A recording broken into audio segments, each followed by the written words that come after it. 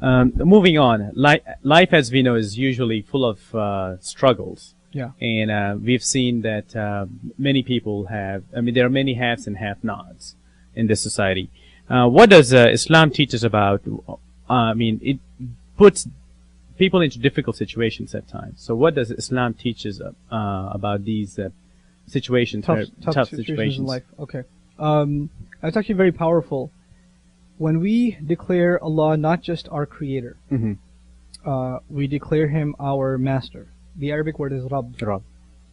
The word Rabb in Arabic has many connotations, and I'd like to give you a list of them. The first connotation is master. We already talked about that. Right. Then there is the one who has complete authority over you. The authority. As-Sayyid, they say in Arabic. Then he's the one who has complete ownership over you as well. And this is important just in brief, because it's possible for you to own something but not have complete authority over it. Like your car. You own it, but you can't make any modifications you want. There are requirements by the state or whatever else, right? Or you can't drive it however fast you want, and you still have to get insurance or inspections and all of that stuff. So you have ownership but not authority. But a master is one who has ownership and has authority. Together at the same time. Okay.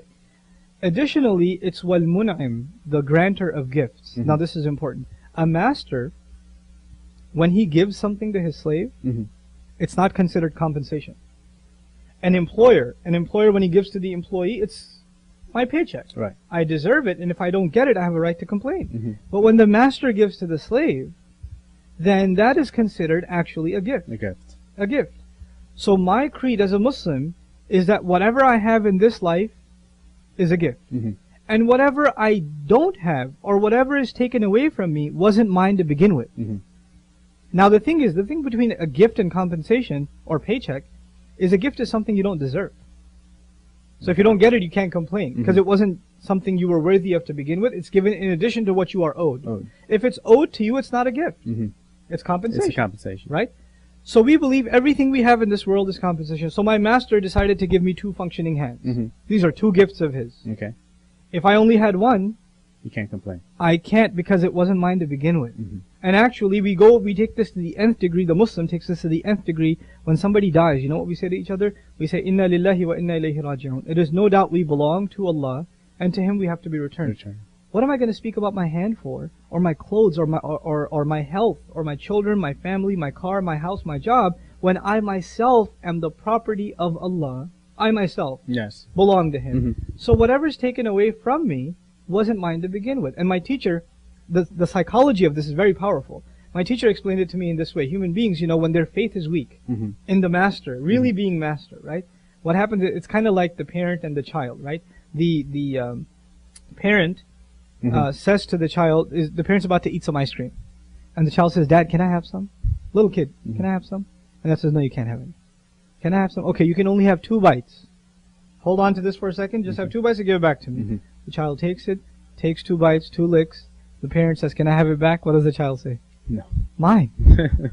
This is mine. You forget. Now, the Lord gives, He gives, He gives, He gives. And then He takes away. And when He takes away, what do people start complaining?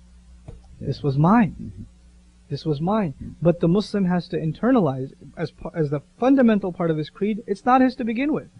So whenever problems happen, and if you keep that at the forefront of your mind, the Quran says, لِكَيْ لَا تَأْسَوْا عَلَى مَا فَاتَكُمْ وَلَا تَفْرَحُوا بِمَا آتَاكُمْ. So you may not grieve over things you lose, and you may not become overjoyed over things you gain, because you know all of these are a gift, and all of these gifts are temporary, because you yourself are temporary. You belong to Allah as well. Are you satisfied with letting others misrepresent Islam? No, we must do something. Support 877 Why Islam project. They have put billboards in over 40 cities, hundreds of subway and bus ads.